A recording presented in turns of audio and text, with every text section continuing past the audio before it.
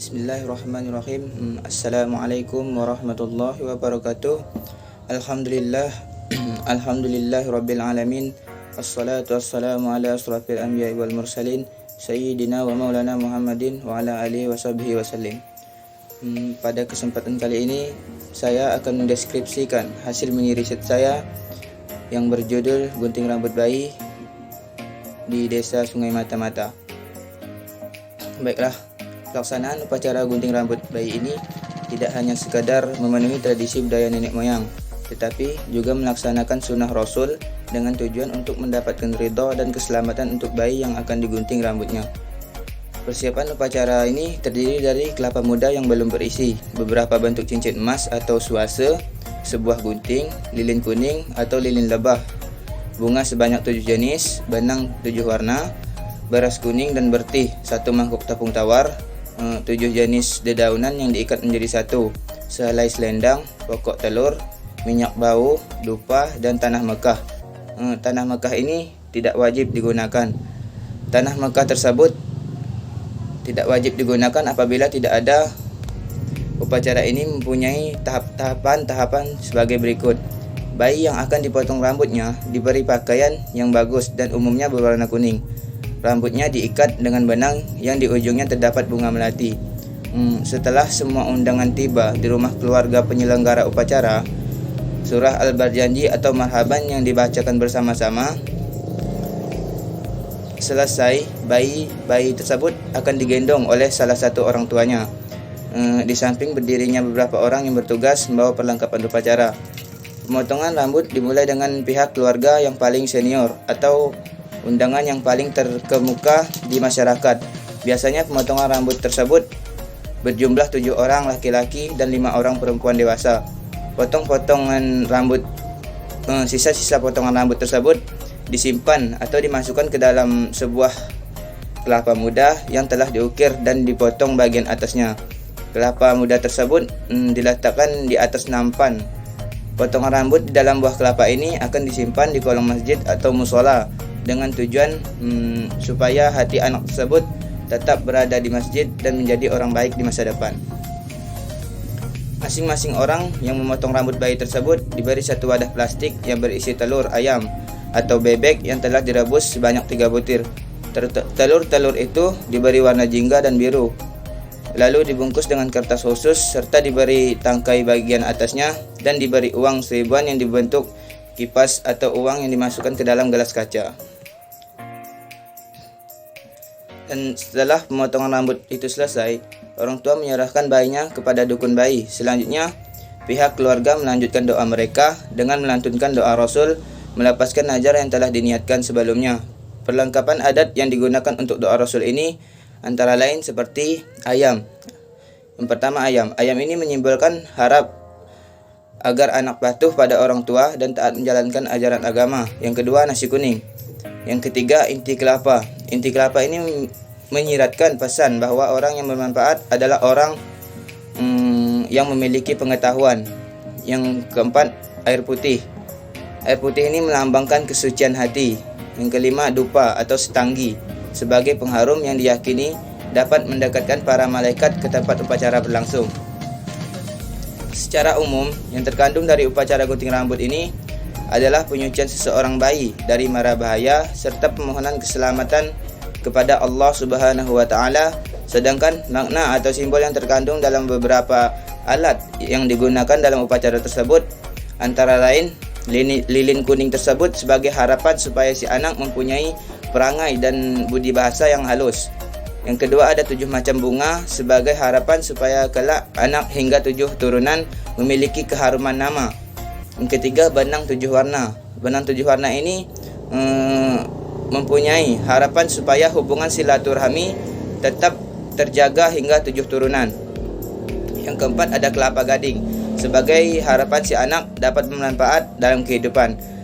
Yang kelima, beras kuning dan bertih sebagai doa permohonan kepada Tuhan agar si anak terhindar dari rintangan atau halangan di dalam kehidupannya. Yang keenam, ada tepung tawar sebagai permohonan penyelamatan dari mara bahaya. Yang ketujuh, 7 jenis daun sebagai harapan agar kemakmuran dan rezeki yang berlimpah bagi si anak. Yang ke-8 ada cincin sebagai simbol pengikat atau hubungan antara orang tua dengan anaknya. Yang ke-9, selendang, melambangkan ikatan darah atau keturunan yang tak akan putus. Yang ke-10, ada telur sebagai harapan untuk kemurahan rezeki. Yang ke-11, minyak bau dan dupa sebagai upaya untuk menghindari si anak dari gangguan roh jahat. Yang ke-12, tanah Mekah sebagai harapan si anak kelak dapat menunaikan ibadah haji di tanah suci. Selaku masyarakat Kabupaten Gayung Utara, dalam mengikuti upacara gunting rambut ini harus dilakukan dengan upacara tepung tawar dahulu yang dilakukan oleh orang Melayu, sehingga menjadi adat Melayu Kabupaten Gayung Utara sampai sekarang. Adapun kegiatan tepung tawar tersebut dilaksanakan pada anak bayi berusia 40 hari sampai 1 tahun dan dipotong rambutnya oleh tokoh agama atau alim ulama sebanyak 7 orang. Dan sebelum tepung tawar itu dilaksanakan, kening, telinga, tangan dan kaki anak bayi tersebut diberi minyak bau. Selanjutnya, rambut anak itu dipotong dan disimpan di sebuah kendi yang terbuat dari kelapa muda yang telah dihiasi dengan daun kelapa muda tersebut. Setelah itu, anak tersebut ditepung tawar dan dihamburkan bertih dan beras kuning. Sebagai orang yang memotong rambut bayi tersebut, diberikan setangkai pokok telur sebagai tanda ucapan terima kasih dan ditutup dengan pembacaan doa.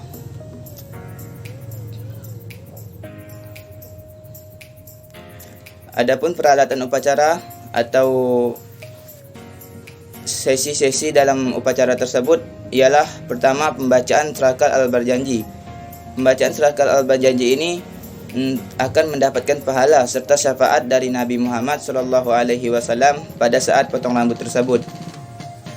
Yang kedua, kendi kelapa muda dan daun kelapa muda.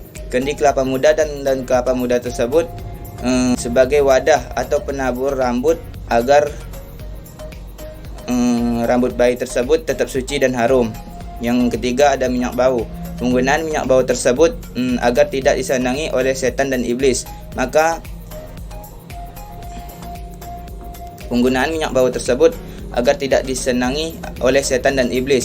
minyak bau tersebut dioleskan pada kedua telinga, kening, tangan dan kaki anak agar tidak diganggu setan dan iblis. Adapun alatnya yaitu gunting untuk memotong rambut anak yang sudah dihias berbagai macam bentuk.